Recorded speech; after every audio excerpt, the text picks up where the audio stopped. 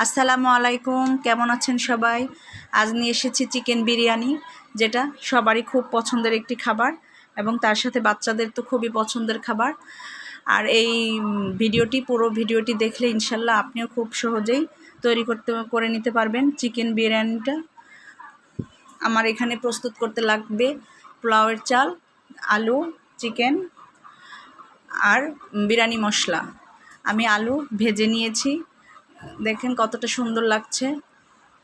আর তার সাথে chicken size করে কেটে নিয়ে ভেজে নিচ্ছি এবং ভাজা হয়ে গেলে আমি সবগুলি উপকরণ মশলা পরিমাণ মতো দিয়ে নিব। রসুন বাটা, আদা বাটা এবং তার সাথে প্রয়োজনীয় অন্য মশলা যা লাগে। বিরিয়ানি মশলা রেডি করা, অনেকেই ঘরেও ব্যবহার করা রেডি করা মশলা ব্যবহার করতে পারবেন।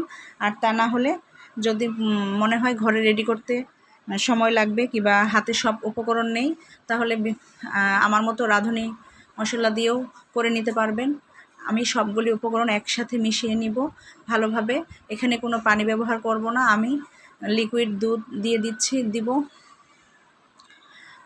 দিয়ে ভালো করে উপকরণগুলি যখন হয়ে যাবে তখন আমি আলু এবং আলু বোখারা, ভেজে রাখা আলু, সবগুলি উপকরণ দিয়ে আবার নেড়ে চেড়ে দিব। সমস্ত উপকরণ যখন একসাথে মিশে যাবে তখন ভাববো যে আমার রান্না রেডি। আমার চিকেন যখন হয়ে গেছে এখন আমি পাতিলে তেল গরম করে নিচ্ছি এবং এই তেল গরমের মধ্যে ধুয়ে রাখা রাইস, চাল মিশিয়ে দিচ্ছি। খুব ভালোভাবে ভেজে আমি গরম পানি দিয়ে বসিয়ে দিব এবং পরিমাণ মতো লবণ দিয়ে ভালো করে নেড়ে ঢেকে দিয়েছি। আরেকবার উল্টিয়ে দিচ্ছি। রাইসটা অর্ধেক হয়ে গেলে আমি তার মধ্যে জাফরান দুধ দিয়ে ভিজিয়ে রেখেছিলাম সেটা দিয়ে দিচ্ছি, কারণ বাচ্চারা একটু কালারফুল রাইস পছন্দ করে। আর যার মধ্যে দুধ এবং জাফরান ভিজিয়ে রেখে কালারটা দিয়ে দিচ্ছি, যা বিরিয়ানিকে আরও আকর্ষণীয় করে তুলবে। আমার রাইস হয়ে গেছে, আমি উল্টিয়ে দিচ্ছি।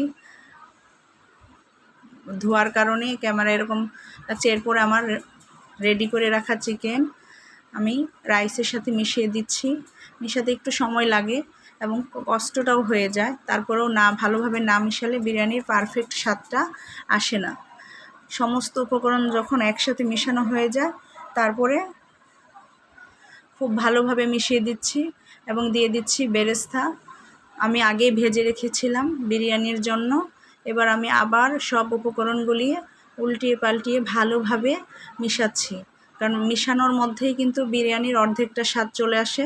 আমার দমে দিয়ে রাখার পর আমার বিরিয়ানি হয়ে গেছে, আমি এবার পরিবেশন করছি ভালো করে।